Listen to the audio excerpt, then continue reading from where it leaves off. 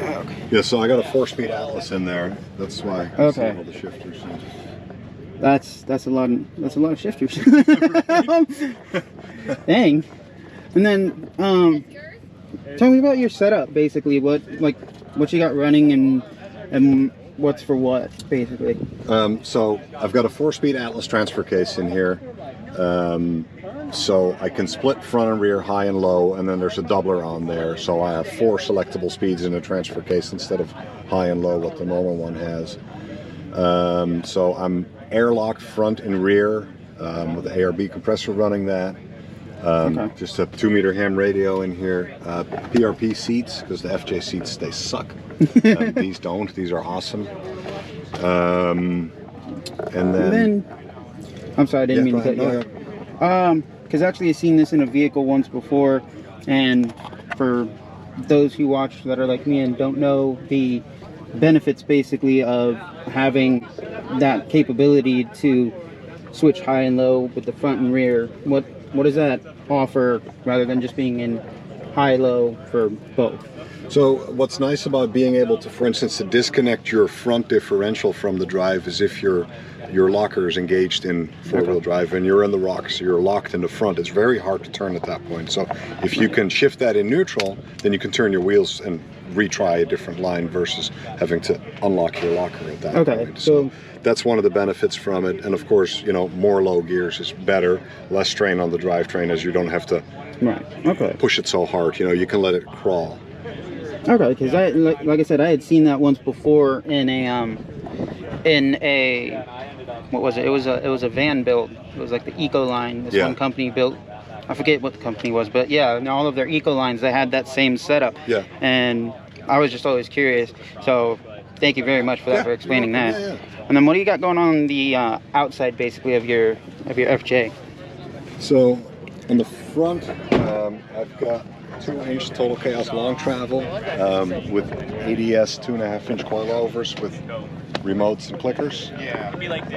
ARB front bumper, speedlock wheels. On the back is still Icon. That's coming off. I have a set of ADS for that as well. We just have to make shock hoops because they're much longer than this. It's all long travel setup. And then the rear axle is not the 8.2 Toyota anymore, but it's a Dana 60.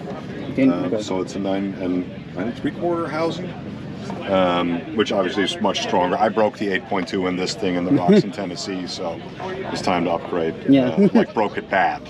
Like twisted axle shafts in the carrier, shattered gear, everything. The ring gear is usually what goes, and that was actually good. The rest broke, so. Of course. Yeah, exactly. So yeah, now it's Dana 60. Like I said, airlocked and locking the whole thing up. It's just been a beast. I mean, definitely, it's heavy. Definitely tell you put it through the through the ringer there. Yeah, it's got some scuffs there and there. Yeah. Yeah. So what's nice? It's East Coast Gear Supply. They make the axle, so they take a Dana 60 center. They put BOM tubes on it, and then they use Toyota outers. So that means I get to keep my Toyota wheel speed sensor signals, so my ABS works, my cruise control works. I don't use any of the electronics in the truck, which I like a lot because I don't like check engine lights, right? So this thing runs, even crawling in low, runs without any kind of lights on, just like it would stock. Okay, nice. That's always nice because then you don't know if it's actually something that, you know, is an issue, or if it's just because of the modifications. Yeah, but there's that, you know, and you see guys and they put a Ford 9-inch in there, which is a great axle as well, but you lose those speed sensors. So you're driving in the rain, you hit the brakes, and it's just, now you got 6,000 pounds of sliding truck, and it's just not a good idea. So all that works. The cruise works. You can still drive it on the highway. And on the back, I've got a Metaltech 4x4 red-eye swing-out bumper on here that I've had. This was actually a prototype bumper they did a couple of years ago, and it's been a great bumper too. Very happy with it. I see you got the most important part there, the bottle opener. You need that. Yeah. Exactly. You gotta have it for the end of the trip for the day. That's it. Yeah. Yeah. But and then I do just want to ask this real quick. What size are you on for the Patagonias? They're 37s. 37? 37, 12.5, 17. Yeah. All right. And then, like, is there anything special you got planned for the future? Or is it kind of built up how you want it, like right now? So, well, it's never done. You know that. So the rear ADS stuff has to go on. The next big upgrade that we're doing is We're upgrading the steering rack. The FJ Cruiser rack's coming out, and I'm putting a Land Cruiser 200 rack in there. It's much bigger. The tie rods are huge on it. It won't break. It's going to last forever. So, but that requires a lot of fab work. So, yeah, just some odds and ends there. But once that's in, then I might be done. Of course. Yeah, never done. Yeah. But no, it's a beautiful FJ for sure. Thank you.